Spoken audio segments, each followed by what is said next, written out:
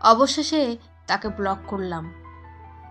আধা ঘন্টা ধরে সে মেসেজ সেন্ড করছে না,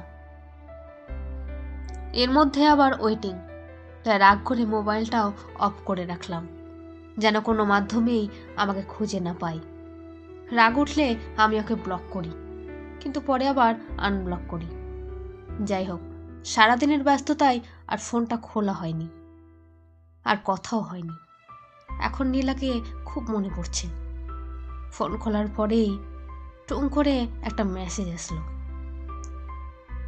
ফাহাদ বিশ্বাস করো, আমি আপুর সাথে কথা বলছিলাম, আর আজ হঠাৎ করেই বুকের ব্যথাটা অনেক বেড়েছে, তাই আব্বুকে নিয়ে চাঁদপুর হসরে ডাক্তার দেখাতে যাচ্ছি। আপু হসপিটালে সবকিছু ব্যবস্থা করে রেখেছে। আপুর সাথে কথা বলার পর তোমাকে কতবার কল দিলাম, তুমি ফোন অফ করে রেখেছ। রাগ করে। কেন তুমি এত বারবার রাগ করো আর আমাকে অযথায় কষ্ট দাও? মুহূর্তের মধ্যেই মুখে হাসি ফুটে উঠল।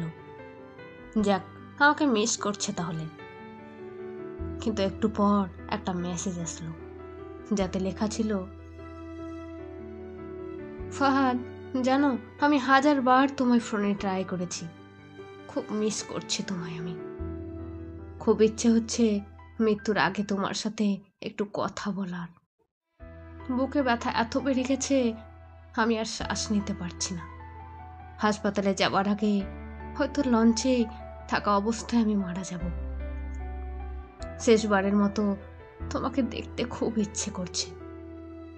বুকে বেশি ব্যথা, আর মৃত্যুর কথা শুনে কলিজাটা কেঁপে উঠল।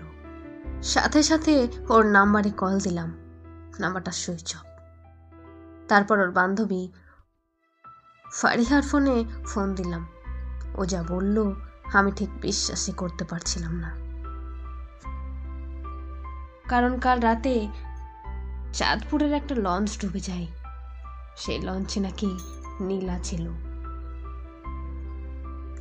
আর ফারিয়াও নাকি এখন সেখানে। আর কয়েকজন ছাড়া বাকি সবাই মারা গেছে। আবার কারো কারো লাশ নাকি খুঁজেও পাওয়া যাচ্ছে না, আর নীলাকেও নাকি এখনো খুঁজে পাওয়া যাচ্ছে না। ওর কথা শেষ না হতেই মোবাইলটা হাত থেকে পড়ে গেল। গড়াগড়ি দিয়ে মাটিতে কাঁদতে লাগলাম। খুব কষ্ট হচ্ছে, হৃদয়টা পুড়ে কয়লা হয়ে যাচ্ছে। কেন আমি ফোনটা বন্ধ রেখেছিলাম?